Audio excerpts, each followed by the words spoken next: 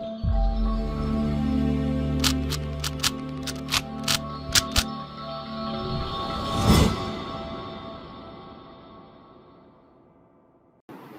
Guys, welcome to विवा classes. आज हम आपके साथ स्टार्ट करेंगे class 12 accountancy chapter 9 issue of share capital का पार्ट 6। पार्ट 5 में हमने आपको फोर फीचर और री इशू का पूरा कंसेप्ट समझाया था। अब हम आपके साथ हैं खास तौर पे फोर फीचर और री इशू के क्वेश्चंस को किस तरीके से डील करना है। इस कंसेप्ट पे जो क्वेश्चंस आपको दिए हुए हैं, बैक क्वेश्चंस हम आप लोगों के साथ करेंगे और आई होप आप लोगों को इसके बाद फोर फीचर और री इशू पर कमांड जरूर बनेगी। तो चलिए देखते हैं, फर्स्ट क्वेश्चन हमारे सामने है। अगर हम देखें 63rd question, a share of rupees 100 issued at a premium of rupees 10 on which 80 including premium was called and 60 including premium was paid has been forfeited. Okay, this share was afterward reissued as fully paid up for rupees 70. Give necessary journal entry to record the above. यहाँ पर हम forfeit की entry भी करेंगे, reissue की entry भी करेंगे और फिर फाइनली उन दोनों को कंपेयर करके कैपिटल रिजर्व भी निकालेंगे। तो चलिए फटाफट से समझते हैं कि क्वेश्चन में क्या है। यहाँ पर फिलहाल एक ही शेयर आपने फॉरफिट करा है, नंबर ऑफ शेयर ज्यादा नहीं। 100 रुपए का शेयर था कंपनी का और कंपनी ने इसे 110 रुपए में इशू करा था क्योंकि 10 रुपए का प्रीमियम था। अब कंपनी ने 80 रुपीज मांगे थे, 80 कॉल्ड अप। तो हमेशा प्रीमियम को अलग कर लीजिए, वो बहुत जरूरी होता है। यानी 70 + 10, यानी फेस वैल्यू में से कंपनी ने 70 रुपए मांगे थे और 10 रुपए प्रीमियम के मांगे थे, राइट। यानी कंपनी ने पूरे 100 रुपए अभी नहीं मांगे, ठीक है। तो 100 रुपए में से कंपनी ने 70 रुपए और बाकी प्रीमियम के 10 रुपए तो मांगे ही मांगे, वो तो नो डाउट, वो तो अलग से है। 60 इंक्लूडिंग प्रीमियम वॉज पेड। और जो ये पर्सन है जिसके पास ये शेयर था, उसने टोटल 60 रुपीज दिए थे, यानी 10 रुपए प्रीमियम के और 50 रुपए फेस वैल्यू के टोटल। देखिए कंपनी ने कॉल्ड अप कितना किया था, 80, यही है ना बाइफर्केशन, कॉल्ड अप। और उसने टोटल पेड अप कितना करा था, 60, राइट। उसमें से प्रीमियम अलग कर लीजिए। अब आप जब भी फॉरफिट करते हैं तो इसने क्या किया, हमने 80 रुपए मांगे, इसने 60 रुपए दिए, कॉल इन एरर कर दिया, तो हम इसके शेयर फॉरफिट कर रहे हैं। जब भी हम शेयर फॉरफिट करेंगे हम अपने मन को जरूर बोलेंगे, क्या ये शेयर प्रीमियम पे इशू करे गए थे? बिल्कुल ये शेयर प्रीमियम पे इशू करेंगे। जब आप ये कंफर्म कर लेंगे कि ये शेयर प्रीमियम पे इशू थे, उसके बाद ये सोचना है क्या वो प्रीमियम पे कर चुका है। बिल्कुल, क्योंकि हमें क्वेश्चन में लिखा है कि उसने 60 रुपीज पे करे थे जिसमें प्रीमियम इंक्लूडेड था। जब वो प्रीमियम दे देना तो काट दिया करो, प्रीमियम को बिल्कुल गायब कर दिया करो क्वेश्चन से, यानी फॉरफिट में उसका कोई रोल नहीं रहेगा। अब आपने ये समझना है कि कंपनी ने 70 रुपए मांगे थे और उसने 50 रुपए दिए, यानी 20 रुपए का कॉल इन एरियर कर दिया सिंपल लैंग्वेज में, ठीक है। प्रीमियम देते ही प्रीमियम शब्द को काट दो, यानी आपने 70 रुपए मांगे थे, 50 रुपीज उसने दिए, 20 रुपीज का कॉल इन एरियर, यानी 70 में से 50 आप क्या कर लेंगे, जो वो दे देता है वो हम क्या कर लेते हैं, फॉरफिट कर लेते हैं, और जो वो नहीं देता उसको हम क्या लिख देते हैं, कॉल इन एरियर में लिख देते हैं। अब हमें पिक्चर क्लियर है कि 70 रुपीज हमने मांगे, 50 रुपीज उसने आपको दे दिए और 20 रुपीज कॉल इन एरियर। तो जितना हम मांगते हैं वो जाता है शेयर कैपिटल में, जितना वो दे चुका होता है वो जाता है शेयर फॉरफिटेड में और बाकी चला जाता है कॉल इन एरियर। तो इसका मतलब हमारी एंट्री बड़े आराम से बन जाएगी। तो चलिए देखते हैं क्या जर्नल एंट्री पहली बनेगी। ये वर्किंग आप बेशक अपने रजिस्टर में लिख सकते हैं। तो हमारी जो पहली जर्नल एंट्री फोर फीचर की बनेगी बच्चों, वो बनेगी 63rd क्वेश्चन में फॉरफिट की entry. Its share capital account debit. Please don't use abbreviation like us. आप लोग के लिए जरूरी है कि आप लोग समझें और यही हमारा काम है, इसलिए हम शॉर्टकट में लिखते हैं, अदरवाइज हमें भी अलाउड नहीं है। लेकिन हम टाइम कम लिखना चाहते हैं, इसीलिए आपको समझाते हुए शॉर्टकट्स का इस्तेमाल करते हैं। शेयर कैपिटल में कितना, जितना आपने मांगा, तो आपने 70 रुपीज मांगे, 80 रुपीज की बात ही नहीं करनी, प्रीमियम जब दे दे प्रीमियम की बात नहीं करनी। 70 में से 50 उसने दे दिए थे, 20 उसने नहीं दिए, वो हमने यहाँ लिख दिया। नंबर ऑफ शेयर कितने हैं, ओनली 1 शेयर, तो यहाँ पर आ गया 70, ये आ गया आपके पास 50, ये आ गया हमारे पास 20। एक तो आपने जर्नल एंट्री के प्रॉपर फॉर्मेट में करना और एक एब्रीविएशन का इस्तेमाल नहीं करना। तो क्या आपको ये जर्नल एंट्री समझ में आई? थोड़ी थोड़ी, ठीक है। अब बात आती है री इशू। उसने कहा this share was afterward reissued as fully paid up. What does fully paid up means, यानी सब लोगों से आपने 100 रुपए ले लिए हैं। फुल्ली कॉल्ड अप लिखा हो, फुल्ली पेड अप लिखा हो, एक ही बात। इसका मतलब है कि कंपनी ने 100 मांगे और लोगों ने भी 100 दे दिए, और आप ये शेयर इसे कितने में री इशू कर रहे हैं, 70 रुपीज। ये सबसे इंपॉर्टेंट चीज है, ये पहले लिखी जाएगी। तो फुल्ली पेड अप का मतलब है 100 रुपए की चीज आपने 70 में बेच दी, यानी आपका 30 रुपीज का नुकसान हो गया। एक्चुअली में ऐसा कोई नुकसान नहीं होता। हम वो नुकसान कहां से बेयर करेंगे? फोरफिट्स। तो हमारी एंट्री हो जाएगी bank account debit, re issue में पैसा आ रहा है आपके पास, bank account debit bank account debit forfeited account debit. जो आपका नुकसान हुआ है वो हम कहां से बेयर करते हैं? श्योर फोरफिटेड अकाउंट से। टू शेयर कैपिटल, यानी फिर से आपकी लाइबिलिटी बढ़ेगी। आपकी लाइबिलिटी 100 रुपीज से ही इंक्रीज होगी, लेकिन आपके पास बैंक से कितने आए? 70 रुपीज। 30 रुपए का आपका नुकसान होगा, इनटू में 1 शेयर, तो यहाँ पर आ गया 70, 30 और यहाँ आ गया 100। अब हमें फाइनली कंपेयर करके प्रॉफिट को कैपिटल रिजर्व में पोस्ट करना होता है कि कैपिटल रिजर्व में कितना प्रॉफिट जाएगा, राइट। अब आप बताइए, आपके पास एक शेयर का फायदा कितना था? एक शेयर का फायदा था, यानी आप ऑलरेडी 50 रुपए ले चुके हो फोरफिट में जो है, और आपका एक शेयर पे अभी अभी नुकसान कितना हुआ है? फोरफिट अकाउंट को ध्यान दीजिएगा, 30 रुपए। तो इसका मतलब आपकी जेब में 20 रुपए रिमेनिंग रह गए ना फाइनली, फोरफिट और रीशू के बाद। ये जो आपका प्रॉफिट रह गया, यही आपका कहाँ ट्रांसफर हो जाएगा? कैपिटल रिजर्व में, यानी हमारी एंट्री हो जाएगी share forfeited account debit to capital reserve account, यानी 20 रुपए फाइनली आपकी जेब में चले। हो सकता है कि फर्स्ट क्वेश्चन से आपको इतने अच्छे समझ में ना आए, नेक्स्ट कोशिश करेंगे जितने ज्यादा क्वेश्चन कवर कर सके हम आधे घंटे में, उतने क्वेश्चन को आप प्रैक्टिस जरूर करिएगा, फिर आपको क्लियर हो जाएगा। दूसरे क्वेश्चन से शायद और क्लैरिटी हो। ठीक है जी, चलिए हम नेक्स्ट क्वेश्चन देखते हैं, 64th। चलिए बच्चों, अब 64th क्वेश्चन देखते हैं हम लोग। 64th में क्या कहता है, देखिए, NK limited forfeited 200 equity share. कितने शेयर हमने जब्त करे? 200 equity share, right. 10 rupees each, issued at a premium of 5 per share, यानी आपका 10 का शेयर जो था वो कितने रुपए में बेचा गया था? 15 रुपीज में, प्रीमियम इंक्लूडेड है। Held by Ram for the non payment of final call. मतलब क्या हुआ? 10 रुपए का शेयर था, 15 रुपए में आपने इशू करा, लेकिन उस राम ने जो डिफॉल्टर है उसने सिर्फ 3 रुपए का ही डिफॉल्ट आ रहा है, यानी बाकी सब कुछ दे दिया। यानी देखा जाए तो आप ये कह सकते हैं कि आपके पास 7 रुपए वो फेस वैल्यू के दे चुका है, 3 रुपए बस फाइनल कॉल के ही नहीं दिए, यही है ना, बस फाइनल कॉल का डिफॉल्ट डाल दिया। बाकी 7 रुपए के साथ 5 रुपए का प्रीमियम भी वो दे ही चुका है, यही मतलब हुआ ना। NK limited forfeited 200 share of rupees 10 each issued at premium. 10 रुपए की चीज आपने 15 में इशू करी थी, आपने इसके शेयर फोरफिट कर लिए क्योंकि इसने 3 रुपए फाइनल कॉल के दिए। जनरली अगर प्रीमियम ना बता रखा हो तो अलॉटमेंट पर होता है, तो ये एप्लीकेशन भी दे चुका है, अलॉटमेंट भी दे चुका है, और अगर कोई और कॉल्स होंगी तो वो भी सब दे चुका है, सिर्फ फाइनल कॉल नहीं दी। इसका मतलब प्रीमियम दे चुका होगा। जब भी क्वेश्चन प्रीमियम का होता है तो हमें ये जानना बहुत जरूरी होता है क्या उसने प्रीमियम दे दिया? बिल्कुल दे दिया। जैसे ही वो प्रीमियम दे दे, आप प्रीमियम को उठा के काट दो, प्रीमियम की बात ही मत करो। यानी अब इसका मतलब ये हुआ कि कंपनी ने उससे 10 रुपए मांगे थे, जिसमें से उसने 7 रुपए दे दिए और 3 रुपए उसने नहीं दिए, बिकॉज जर्नल एंट्री में जब वो प्रीमियम दे देता है तो फोरफिट की जर्नल एंट्री में उसका कोई यूज नहीं होता, राइट। और उसका लॉजिक हमने आपको बताया था कि सिक्योरिटी प्रीमियम रिजर्व जब वो नहीं देता तो हमें जो ड्यू की एंट्री में जो क्रेडिट हम कर चुके हैं, अलॉटमेंट की ड्यू की एंट्री में जो हम क्रेडिट कर चुके हैं, उसे कैंसिल करने के लिए हम डेबिट करते हैं। लेकिन जब वो दे देता है तब हम उस पैसे को अलग से सिक्योरिटी प्रीमियम रिजर्व में ही रहने देते हैं, तब कोई टेंशन नहीं, राइट। तो अब ये क्वेश्चन में क्या है, 10 रुपए में से 7 रुपए दे दिए, 3 रुपए नहीं दिए और इसके शेयर आपने जब्त कर लिए, तो करें एंट्री। क्या एंट्री बनेगी? फोरफिट की। शेयर कैपिटल अकाउंट डेबिट, आप अपनी लाइबिलिटी कैंसिल करते हैं सबसे पहले तो। टू शेयर फोरफिटेड, जितना पैसा भी वो दे देता है हम वो जब्त कर लेते हैं, और जिस पर भी कॉलिंग एरिया डाला है या तो आप उसका नाम लिख सकते हैं like share final call account, या आप कॉलिंग एरियर अकाउंट भी यहाँ पर लिख सकते हैं। तो शेयर फाइनल कॉल लिख रहे हैं हम लोग, आप कॉलिंग एरियर अकाउंट भी लिख सकते हैं। शेयर कैपिटल में क्या आता है? जितना आपने उससे मांगा वो भी फेस वैल्यू में से, यानी 10 रुपए में से, तो पूरे 10 रुपए आपने उससे मांगे।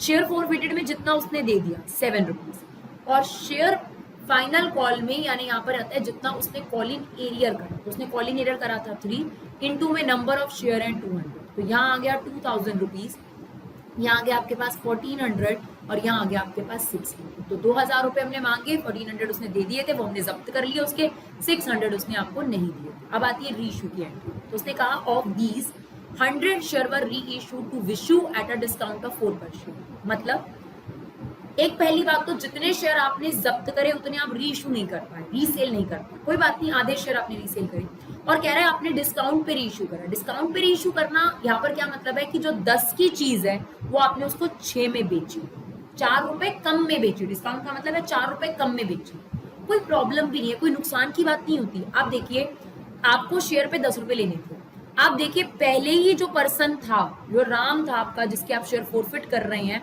उससे आपके ₹7 आपके पास पहले ही आ चुके हैं। आपको जो लेने थे सिर्फ ₹3 और लेने थे, बट आप कितने लेने हैं, अभी भी ₹6 रिसीव कर रहे हैं, जिस विशु को आप दोबारा बेच रहे हैं। तो आप ये समझिए बेसिकली तो आप प्रॉफिट में ही है। ₹7 आपके पास राम से पहले आ चुके थे, ₹6 आप और ले रहे हैं, तो आप तो एक्चुअली में ₹13 का शेयर बेच रहे हैं, आप तो ₹3 के प्रॉफिट पर हैं। वैसा मत सोचिए कि कंपनी को यहाँ डिस्काउंट हो रहा है या कंपनी को यहाँ नुकसान हो रहा है। ये सिर्फ ये है कि कंपनी जो ऑलरेडी पैसा रिसीव कर चुकी है, जो कि ₹7 है, उसको कम कर सकती है जब उसे दोबारा मार्केट में सेकंड हैंड बेच रही है। तो यहाँ पर क्या बोला उसने, विशु को कंपनी ने रीइश्यू करे हैं ₹4 डिस्काउंट पर, इसका मतलब ₹10 में से ₹4 कम करके यानी ₹6 में बेचे। तो चलिए एंट्री करते हैं। हमारे पास पैसा आ गया, लेकिन पैसा कितना आएगा कंपनी के पास, ₹6। और जो ये ₹4 का नुकसान होता है, ये कंपनी कहाँ से भरती है, जो ऑलरेडी आपने जिसके शेयर जब्त करे थे उसके जो पैसे पड़े हुए हैं आपके पास, तो शेयर फोरफिटेड अकाउंट में से ही इस पैसे को निकाल लिया जाता है to share capital. Share capital में आती है जितनी कंपनी की लाइबिलिटी बनेगी, तो कंपनी की लाइबिलिटी तो ₹10 की ही बनेगी, है ना, क्योंकि कंपनी ने जिसको रीसेल करा उसको शेयर तो 10 का ही दिया, पर उससे पैसे कितने लिए, 6। नुकसान कितना दिख रहा है कंपनी का, 4, है ना। कितने शेयर कंपनी ने रीइश्यू करे हैं इस बार, 100 शेयर रीइश्यू करे, तो कितना आ गया यहाँ पर 600, यहाँ पर आ गया आपके पास 400 और यहाँ पर आ गया 1000 रुपीज। क्लियर। तो हमारी फोरफिट की एंट्री भी हो गई, रीइश्यू की एंट्री भी हो गई। अब बारी आती है कैपिटल रिजर्व की, वेरी इंपॉर्टेंट एंट्री। अब देखिए, अब इनका कंपैरिजन, कैपिटल रिजर्व की एंट्री आपने कैसे करनी है, आप बताइए। एक शेयर पर ऑलरेडी आपका फोरफिट में फायदा कितना पड़ा हुआ है, ₹7 एक शेयर पर, और एक शेयर पर अभी अभी रीइश्यू के टाइम पर आपका नुकसान कितना हुआ, ₹4 का। ठीक है, एक शेयर पर आपकी जेब में ऑलरेडी कितने रुपए चले गए, ₹3 इंटू 100। क्यों 100, 200 क्यों नहीं? देखिए नॉर्मल सी बात है, अगर मैं 200 को फोरफिट करती हूँ और यहाँ पे मैंने रीइश्यू 100 का करा है और मैं इनको कंपेयर करूँ तो गलत होगा ना। अगर ये 200 शेयरों का फायदा है आपके पास और ये 100 शेयरों का नुकसान है, तो इनका कंपैरिजन नहीं हो सकता। पहले आपको इस फायदे को भी 100 शेयर पर लेना पड़ेगा। तो जितना री इशू करते हैं उसी से ही आपको फाइनल प्रॉफिट निकालना है। तो हमने क्या किया, एक शेयर पर आपका फायदा कितना है, ₹7, यानी आपने जब्त कितने करे थे। आपका अभी अभी नुकसान कितना हुआ है, फोरफिट की एंट्री को देखो, ₹4। एक शेयर पर आपकी बचत कितनी हो गई, ₹3 की। नंबर ऑफ शेयर कितने हैं आपके जो री इशू कर रहे हैं, ध्यान रखिएगा 100, तो इसका मतलब ₹300 आपका इन 100 शेयरों पर बच गए। इन 100 शेयरों पर आपका ₹300 की जो बचत हुई उसे हम कैपिटल रिजर्व में डाल देंगे। हमारी एंट्री आ जाएगी share forfeited account debit to capital reserve ₹300। Clear. और क्वेश्चन देखते हैं, धीरे धीरे और क्लैरिटी बढ़ेगी। राइट, चलिए देखते हैं नेक्स्ट क्वेश्चन। चलिए देखते हैं next question 65। VT limited forfeited 200 shares of ₹10 each issued at a premium of 5 per share held by Mohan for the non-payment of final call 3 per share. 100 out of these share were issued. बिल्कुल same question है 64 जैसा। तो आप चाहें तो practice के लिए खुद से ट्राई कर सकते हैं, ताकि अगर आपने 64 देखा है तो 65 आप खुद ट्राई कर सकते हैं। बिल्कुल सेम क्वेश्चन है, सिर्फ नाम चेंज करा हुआ है। राइट, तो इसे हम स्किप करते हैं, नेक्स्ट बढ़ते हैं 66 की तरफ। The director of company forfeited 300 shares of ₹10 each issued at a premium of 3 per share. तो ₹10 का शेयर है, कंपनी ने उसे कितने में इशू करा है, ₹13। For the non payment of first call money ₹2। The final call of 2 has not been made. मतलब क्या है, ₹10 का शेयर था, ₹2 तो कंपनी ने अभी मांगे ही नहीं है।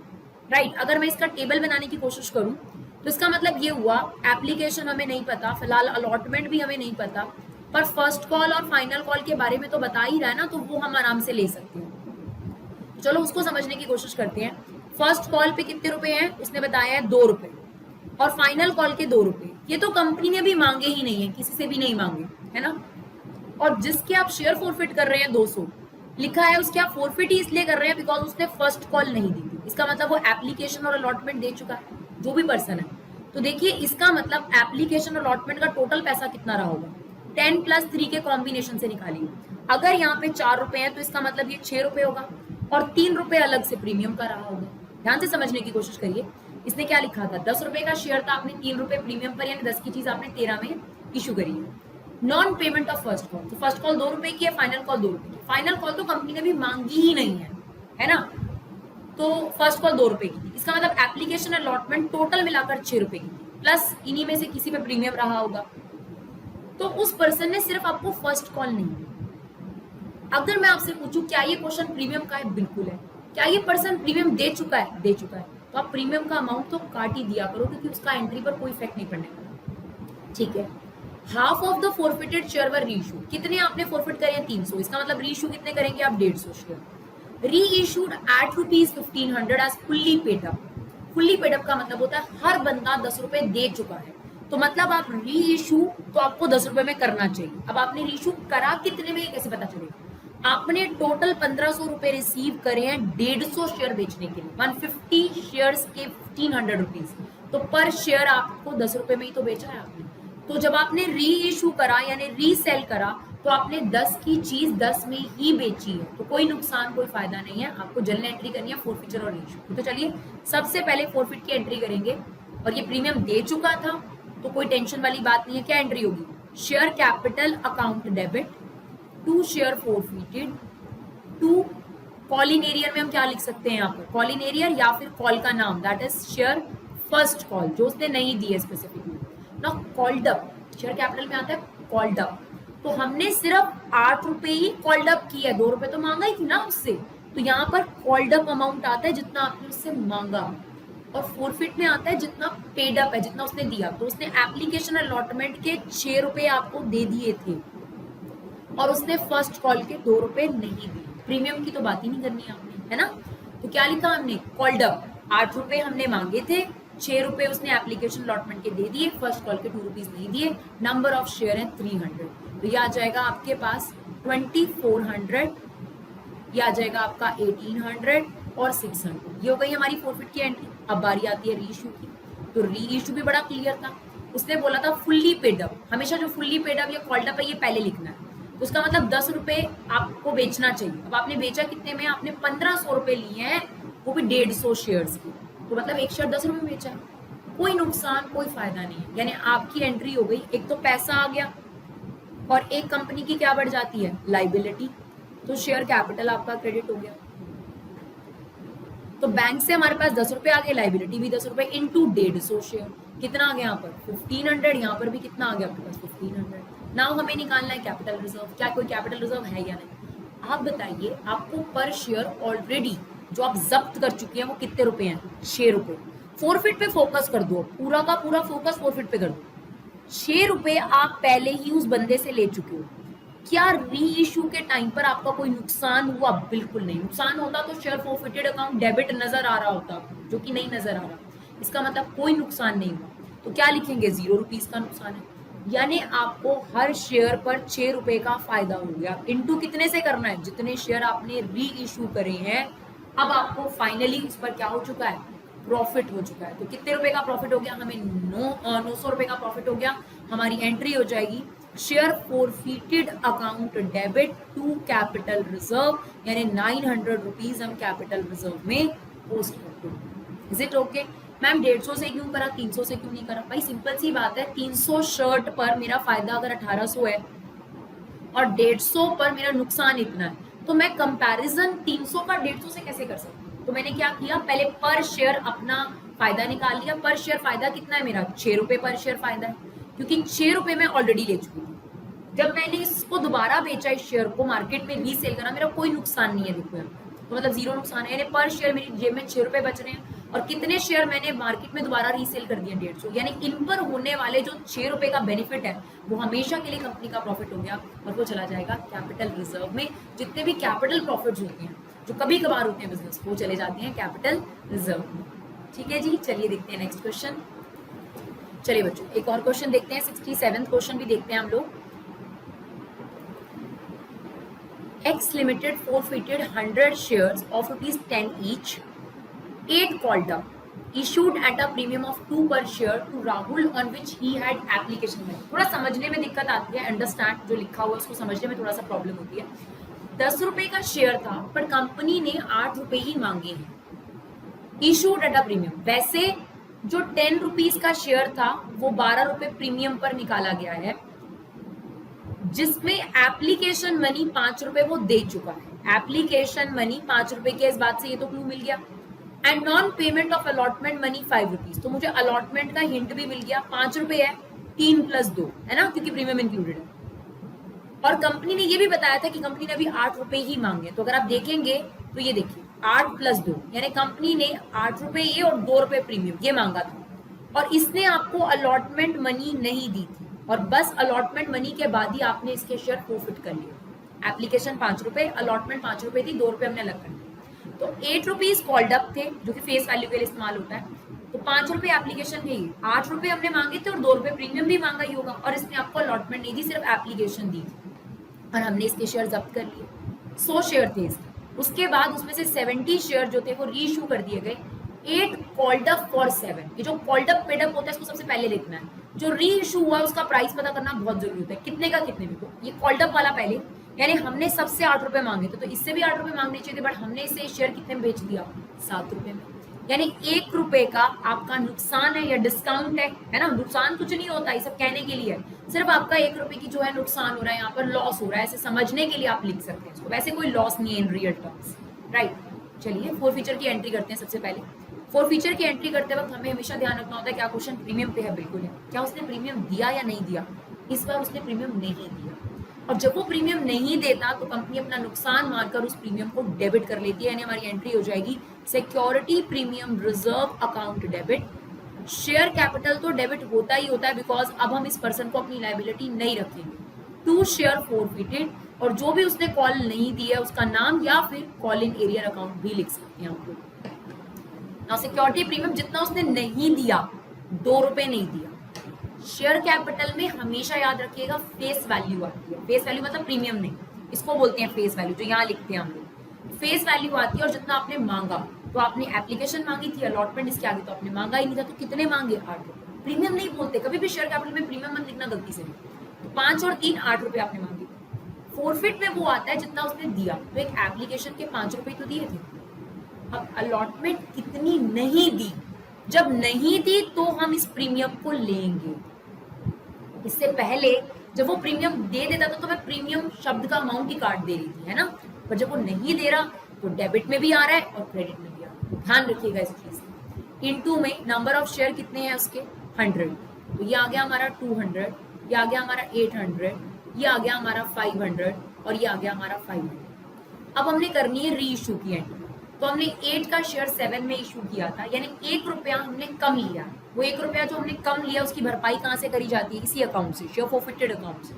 तो क्या हो जाएगा, बैंक से सिर्फ 7 रुपए आ रहे हैं, बैंक अकाउंट डेबिट, और बाकी का 1 रुपया हम कहाँ से निकाल लेंगे, इस फॉरफिटेड अकाउंट में हमारे पास पड़े हुए हैं भाई 5 रुपए पड़े हुए हैं, 1 रुपया निकालने की क्या दिक्कत है। 2 शेयर कैपिटल, यानी कंपनी की लाइबिलिटी इस अमाउंट से बनती है, बैंक से सिर्फ 7 रुपए आ रहे हैं, और फोरफिटेड से हम कितने रुपए निकालेंगे, जो नुकसान हुआ अभी रीइश्यू के टाइम पर, 1 रुपया।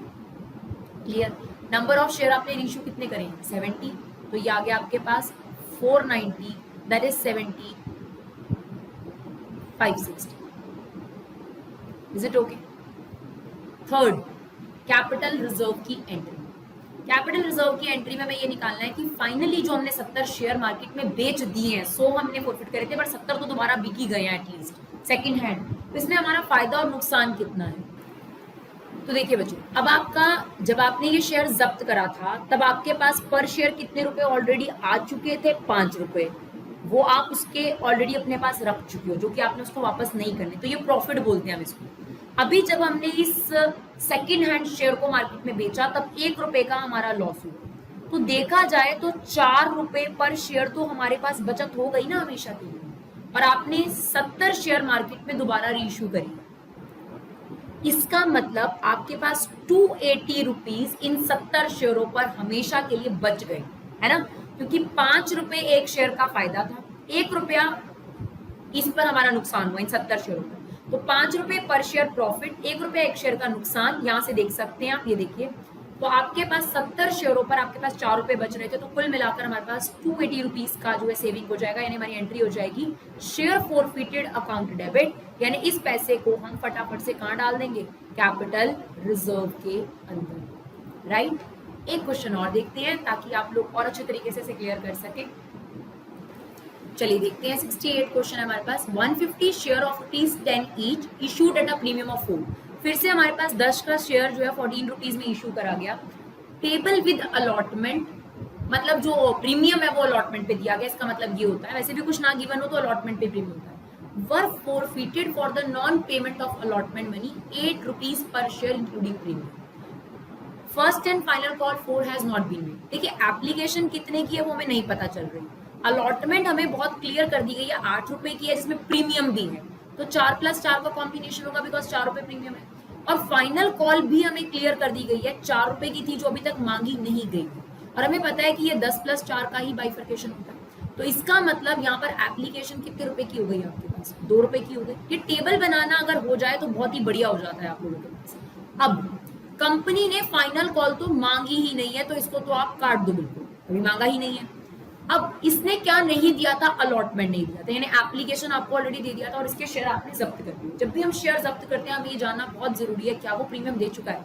नहीं दिया उसने प्रीमियम, क्योंकि अलॉटमेंट पे ही उसने डिफॉल्ट डाला है। तो हमारी जो फोरफिटेड की एंट्री होगी उसमें प्रीमियम डेबिट जरूर होगा, राइट। तो चलिए हमारी पहली एंट्री क्या बनेगी? Security premium reserve account debit, share capital account debit, to share forfeited, to call in arrear भी आप लिख सकते हैं, या आप उस कॉल का नाम लिख सकते हैं जो नहीं मिली है, राइट।